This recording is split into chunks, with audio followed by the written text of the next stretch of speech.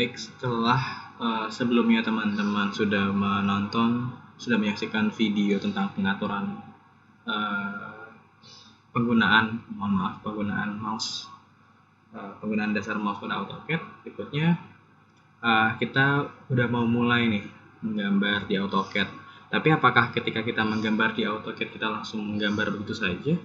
Tentu saja tidak. Akan ada pengaturan awal terlebih dahulu agar AutoCAD ini bisa digunakan lebih ringan. Ya, pertama aku kasih contoh dulu mungkin. Ini kalau kita mau buat garis seperti apa, ya. Nah, teman-teman bisa membandingkan sebetulnya, nanti teman-teman bisa perhatikan seperti tadi di laptop masing-masing seberat apa. Nah, sekarang kita mulai setting. Pertama-tama teman-teman bisa mengetik graphics config seperti ini ya. Perlu diketahui untuk di AutoCAD untuk mengakhiri komen kita menggunakan spasi atau enter. Kalau sudah, teman-teman bisa mematikan hardware acceleration-nya untuk untuk memperingan kinerja dari AutoCAD. Kalau sudah ditekan OK, ada juga yang menjadi melambat. Itu tergantung dari driver VGA-nya teman-teman. Seperti ini malah menjadi melambat ya. Tapi biar kebanyakan malah memperingan kinerja dari AutoCAD. Ya, jadi itu teman-teman bisa perhatikan ya, teman-teman setting. Oke, nah kalau udah, sekarang settingan yang pertama tadi sudah lakukan. Berikutnya kita ke settingan berikutnya untuk memperingan kinerja dari AutoCAD. Jadi masalah hardware acceleration, karena ada di sini teman-teman bisa memperhatikan toolbar di bawah kanan. Ada grid mode. Grid mode itu yang seperti teman-teman lihat di sini. Ini ada kotak-kotak. Walaupun pada pelaksanaannya teman-teman tidak harus membuat gambar menyesuaikan dengan kotak-kotak yang ada di background ini. Teman-teman bisa mematikan fitur ini dengan menekan F7 atau dengan mengklik tombol ini ya, F7, maka tampilannya akan menjadi lebih simpel.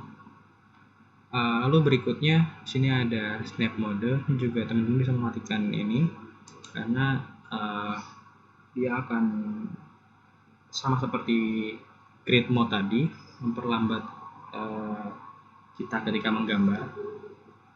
Karena nanti ketika kita menggambar dia akan panjangnya itu tidak bisa kita sesuaikan secara bebas, jadi dia akan seperti magnet di mana akan langsung bersentuhan dengan titik-titik tertentu. Lalu jika sudah, mungkin teman-teman nantinya akan bingung, misalkan contohnya gini, kita mau bikin suatu persegi panjang, lalu aku pengen bikin ada garis di sini nih. Nah, ini gimana ya cara bikin garisnya ya? Pas kita klik, bismillah lah, udah lurus. Pas dicek lagi, loh kok ternyata nggak kena. Kita geser lagi biar kena tepat di sininya, ya kan? Pas zoom lagi, loh kok nggak kena lagi. Nah, ini gimana caranya? Atau kan misalkan, atau kita pengen bikin garis tapi dari tengah-tengah tepi persegi panjang, apakah kita bisa memastikan kalau ini tengah-tengah atau bukan? Nah, bahkan ini tidak menyentuh sama sekali. Caranya gimana sih? Itu bisa kita aktifkan di sini di bawah kanan, di OSnap, atau bisa teman-teman tekan F3. Kita masuk ke objek snap settings. Nah, ini teman-teman bisa select all ya, pilih semuanya. Untuk apa? Pilih semuanya itu untuk snap ini sebagai magnet ketika kita mau membuat suatu garis atau memindahkan atau apapun itu. Kalau sudah, teman-teman bisa klik OK. Lalu ini kita hapus tadi. Lalu kita buat garis misalkan aku pengen bikin garis dari ujung kanan atas, maka dia akan langsung tersambung dari tengah deh. Nah, langsung tersambung. Kita bisa lihat bahwa ya ini betul-betul tersambung dan betul-betul berada di tengah-tengahnya. Itu fungsi dari OSNAP. Aktifkan semua. Lalu berikutnya, teman-teman mungkin ada yang berat laptopnya ketika ingin membuat garis lalu seperti ini nih.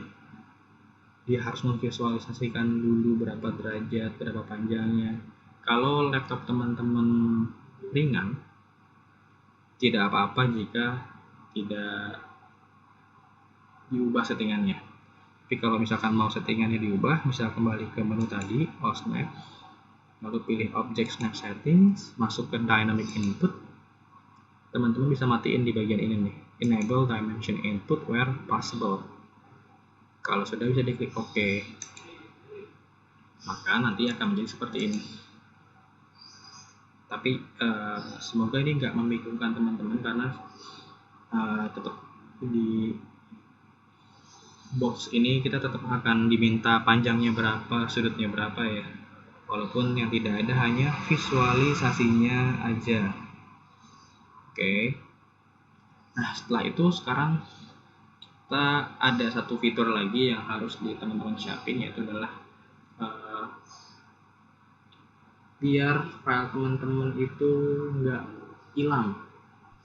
Hilang gimana sih? Jadi gini loh, seringkali kalau kita menggunakan AutoCAD terus not responding, kita menggunakan AutoCAD misalkan sambil buka Google Chrome sampai 10 tab, sampai 15 tab, sampai laptop kita lamban banget, atau kita sambil buka Photoshop. Nah, kalau kita sambil buka CAD juga, besar kemungkinan di tengah jalan kalau laptopnya kurang kuat ya, not responding, akhirnya ke close, terus kerjaan teman-teman nggak ke save nih. Nah, itu gimana cara settingannya ya? Nah, teman-teman bisa masuk ke option dengan cara ketik OP spasi, lalu di sini ada bagian open and save. Kalau misalkan teman-teman dari file bisa atau display bisa ke open and save. Lalu kalau ada open and save, teman-teman bisa ke bagian ini nih, file safety precautions. Ke bagian automatic save-nya itu dicentang ya. Kalau yang belum di-checklist silakan di-checklist. Lalu di sini ada minutes between saves. Ini teman-teman atur setiap berapa menit, setiap interval berapa menit file di AutoCAD ini save otomatis. Misalkan di sini 5 menit. Kalau sudah, bisa klik apply, lalu tekan OK. Maka file AutoCAD teman-teman ini akan auto save setiap 5 menit. Oke. Berikutnya, kalau sudah, sekarang kita akan masuk ke pengaturan satuan.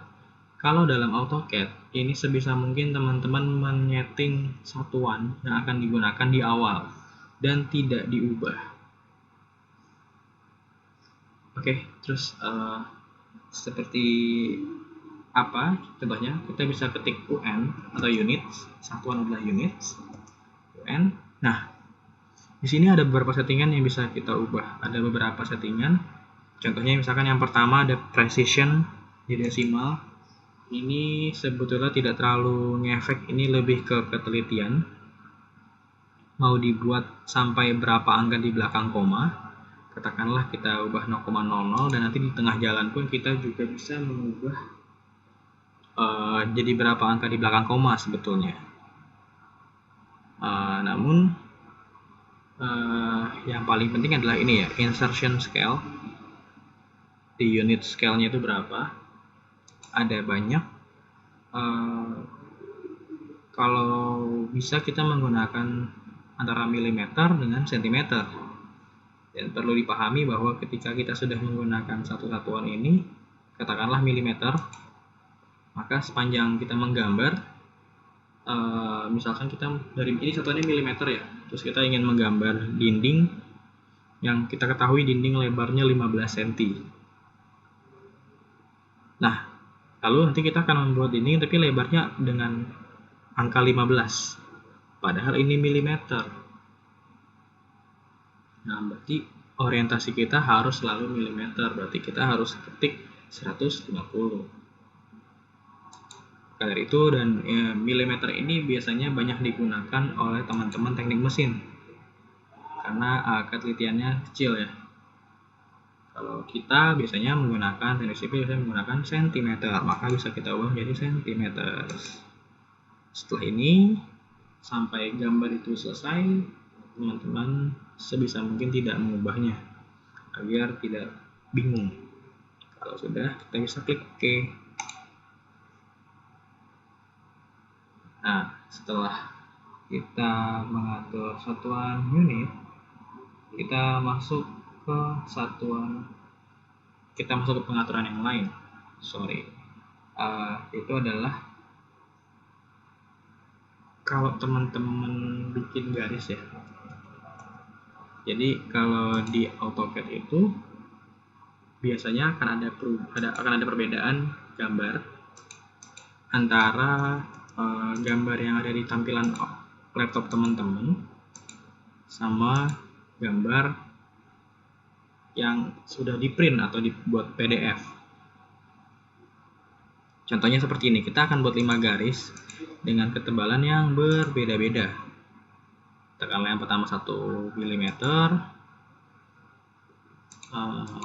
berikutnya 0,8,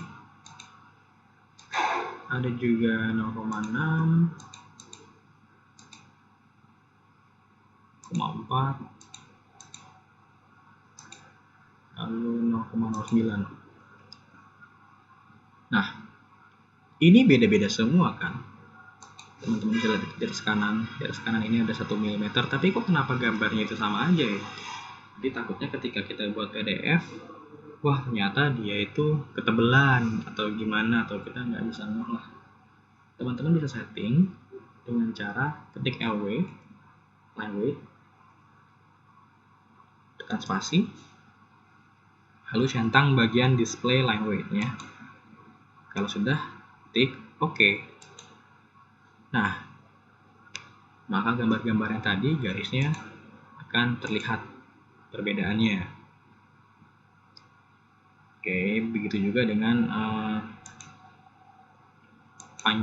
dengan jenis garisnya, nanti akan dijelaskan garis putus-putus, garis putus titik atau dash dot, gunanya seperti apa nanti akan dijelaskan. Kalau teman-teman juga bisa mencari tahu di internet, silakan. Oke, setelah ini kita masuk ke pengaturan yang paling akhir, dan ini sebenarnya bukan pengaturan di awal AutoCAD aja ya, tapi kalau ini pengaturan yang harus teman-teman sering lakuin setiap membuat suatu objek yang baru. Namanya adalah layer. Layer ini berbeda dengan Photoshop, tapi layer di sini adalah fungsinya lebih memudahkan teman-teman ketika menggambar, ketika membedakan suatu objek di gambar. Pokoknya seperti itu. Banyak sekali orang-orang yang baru pertama kali menggambar di AutoCAD yang melakukan kesalahan. Contohnya apa? Mereka membuat layer tetapi di akhir. Jadi selama menggambar, semua objek itu menggunakan warna yang sama, putih semua misalkan. Baru terakhir mereka warnain sesuai dengan layer masing-masing, yang itu adalah salah besar, salah total. Karena fungsi layer utamanya adalah membantu ketika kita menggambar. Contohnya seperti ini. Kita buat A, spasi. Ini untuk masuk settingan layer ya. Ini kita udah masuk settingan layer. Kalau lebar-lebar dari tiap tab ini silahkan teman-teman sesuaiin. Layer 0 ini adalah layer bawaan. Lalu kita bisa masuk tambahin layer baru. Biasanya yang paling pertama kita buat itu adalah layer garis as. Teman-teman bisa ketik as, enter, lalu bisa diubah nih warnanya, misalkan warnanya biru muda. Oke, lalu ini nanti garisnya mau seperti apa silahkan. Tapi ini apakah garis as itu warnanya selalu biru muda? Enggak, ini hanya untuk membedakan aja, terserah teman-teman. Kalau udah bisa di close. Nah, misalkan kita pengen bikin suatu garis as, kita bisa ubah nih dari sini masuk ke as, lalu kita bikin garis asnya mau seperti apa. Nah, inilah cara menggunakan layer seperti ini. Lalu misalkan kita setelah garis as kita pengen bikin kolom, yaitu setiap kita mau menggunakan objek yang baru kita bikin layer dulu. Misalkan kita bikin kolom, kita beri nama kolom, lalu kita beri warna misalkan oranye. Oke. Terus misalkan tebelnya kita bikin dia 0,3. Kenapa? Tebal dari garis itu semakin tipis garisnya itu 0,09, itu berarti arsiran atau gambar yang tidak terlihat di nyatanya ya. Misalkan kayak arsiran dalam tembok, kan kita tidak bisa melihat dalam tembok seperti apa kecuali pinggir tembok ya. Itu nanti akan teman-teman dalamin lagi lebih jauh. Kita klik OK. Kalau udah kita close, kita pindah nih layernya ke kolom. Terus kita bikin misalkan rectangle. Tadi kita menggunakan cm ya. Kita mau cm, misalkan kita pengen bikin kolom yang ukurannya 15 x 15 cm. Nah, ini adalah kolomnya seperti ini. Jadi teman-teman bisa membedakan dengan jelas yang mana kolom, yang mana garis as.